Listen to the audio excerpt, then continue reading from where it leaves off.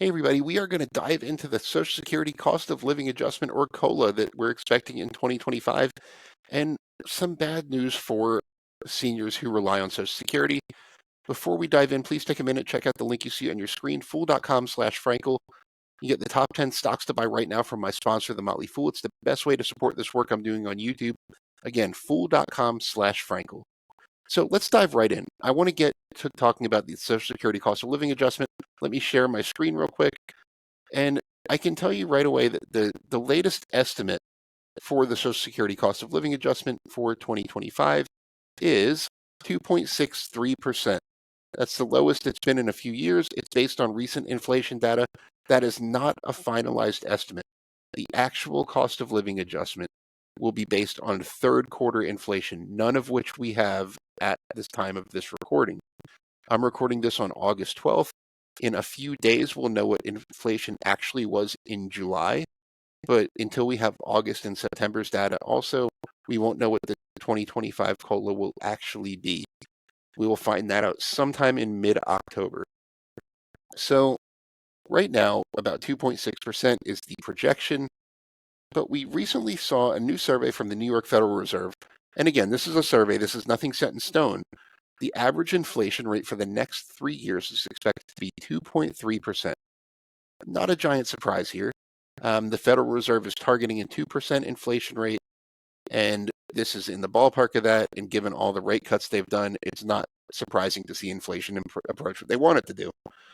For the next 1 year, the inflation expectation is 3%. And interestingly, for the next 5 years, the inflation rate is expected to average about 2.8%. Which tells me that inflation's about 3% now. It's going to dip in the next couple of years and then rise a little bit after that. But the 2.3% number is kind of what I'm looking at right now.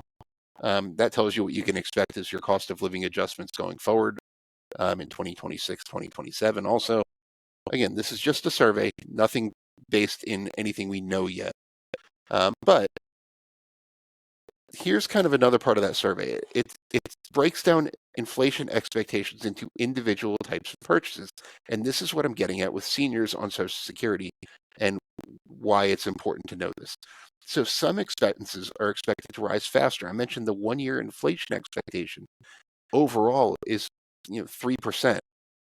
But the average expectation for food is an increase in cost of 4.7%. For healthcare, it is 7.6%, and for rent, if it is 7.1%. Now, these are expenses that disproportionately impact seniors. What I mean by that is, everybody goes and buys groceries. For seniors who are on a fixed income, it tends to represent a greater percentage of their income. Same with healthcare. As you get older, you need to spend more money on healthcare. It's just that every study I've ever seen says that. And for rent, a lot of seniors own their home. A lot of them own their home outright. But of the seniors who rent their homes, a greater portion of their income goes toward rent than the average working household. So these are expenses that disproportionately affect older Americans. Now, under current law, the headline inflation number, the CPIW, Consumer Price Index, it's for urban workers, I believe it is. But the CPIW is used to determine the annual cost of living adjustment for Social Security. That is not the best way to do it. In simple terms, that is an index that tells you how expenses affect workers, not older households. A better metric to use would be the CPIE, which is the Consumer Price Index for the elderly. That places more emphasis on these costs that I'm saying affect seniors more than the working households, including healthcare and housing. So the CPIE has increased faster than the CPIW in most recent years. So another way to say that is, yes, seniors are getting their cost of living adjustments from Social Security every year with the intention that it's going to keep up with inflation. But in reality, the expenses have grown at a faster rate. Now, if you're only getting a 2.6% raise next year and your housing expenses are going up by 7%, you're not keeping up with inflation. You're doing the exact opposite. It's also worth mentioning that Medicare Part B premiums come out of Social Security benefits. So that's something else to keep an eye on. So here's the actual statistics. The CPIE, the Consumer Price Index for the elderly, would have grown Social Security benefits at a faster pace if it had been used as the measure of inflation. From 1982 through 2011, the CPIE grew at 3.1% annualized versus 2.9% for the CPIW. In 2024, the cost of living adjustment that went into effect in January, the CPIE would have given seniors a 4% raise. That's significantly higher than the 3.2% that was actually given. The CPIE would have given higher cost of living adjustments in 7 of the past 10 years. So this isn't the point of this isn't just a 2025 problem, because all the numbers I mentioned were 1 year. We expect rent to go up by 7.1%, we expect healthcare to go up by 7.6%, and so on. And we expect this 2.6% cost of living adjustment.